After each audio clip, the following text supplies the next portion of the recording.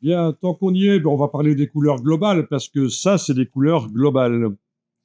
Alors, on va en créer de nouvelles. Donc, ce que vous faites, vous allez créer, euh, voilà, vous allez créer une forme, et pour cette forme, pour la couleur de fond, vous allez créer une couleur qui sera globale. Donc, menu de la palette nuancier, nouvelle nuance. Il faut qu'il y ait déjà une couleur dedans, je vous l'avais dit, sinon ça marche pas. C'est Zarbi, c'est comme ça. Mode de création de la couleur, ça peut être du RGB, vous choisissez. Et quand vous avez la bonne couleur, je vous rappelle qu'avec la touche majuscule, vous pouvez régler l'intensité lumineuse en prenant n'importe lequel des trois curseurs. On avait déjà dit ça certainement. Et alors, c'est une couleur globale, et vous allez pouvoir lui donner un nom ou pas d'ailleurs. On clique sur OK et c'est bon. Ah oui, j'ai pas montré l'autre manière de transférer les couleurs d'un document à l'autre, mais c'est pas très important. C'est pas très important. Euh, je suis passé directement à l'histoire des couleurs globales. Ok, faites-en une autre. Ok, on va dire ça, c'est bien.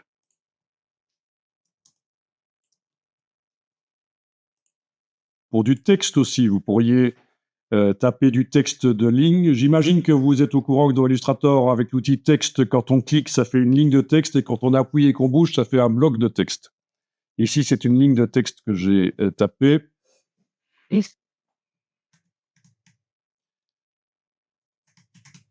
Vous tapez ce que vous voulez. Ici, avec l'outil de transformation, je vais agrandir et je vais mettre une des couleurs globales que j'ai faites. Voilà. Ça, c'est intéressant.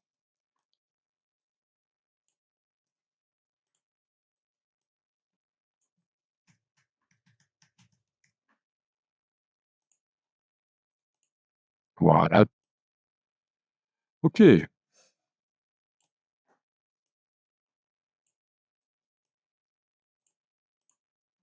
Vous avez mis, au niveau du texte, vous choisissez, hein, la police de caractère, tout ça, vous choisissez. C'est juste une démo. L'essentiel, c'est d'avoir des couleurs globales dans le nuancier.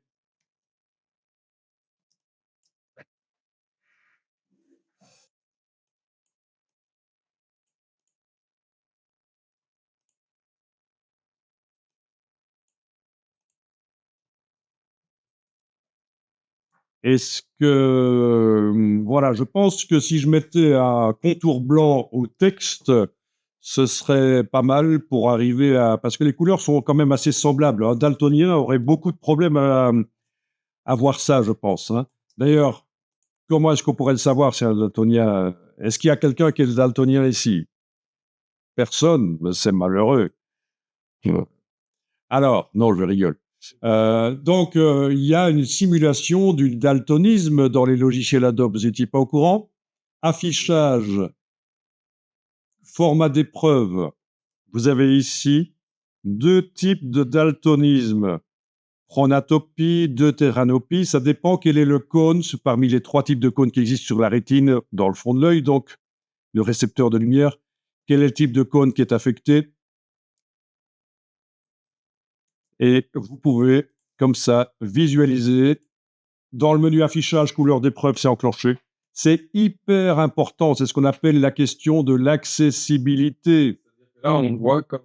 Vous le voyez comme un daltonien verrait, exactement. Donc, voilà. Attendez un peu, c'est affichage. euh, Affichage, format d'épreuve. Je vais passer à l'autre, deutéranope. Voilà. C'est hyper important parce que quand vous faites une identité visuelle d'entreprise, vous choisissez des couleurs comme le Slack qu'on a vu là. Euh, si les daltoniens n'arrivent pas à distinguer certaines couleurs, c'est un problème. Donc, le fait d'intégrer la dimension accessibilité à la charte graphique, dire que vous avez vérifié que même des daltoniens arriveraient à voir.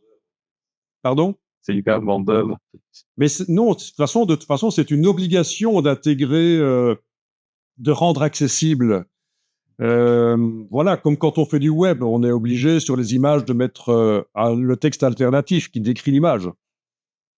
Il y a aussi le choix des polices de caractère, dont je ne vais pas parler ici, je ne vais pas m'étendre là-dessus, mais pour ceux qui sont dyslexiques, il y a des polices qui sont plus faciles à lire que d'autres. Voilà, il y a plein de choses. Il y a des techniques pour que les gens dyslexiques puissent lire mieux.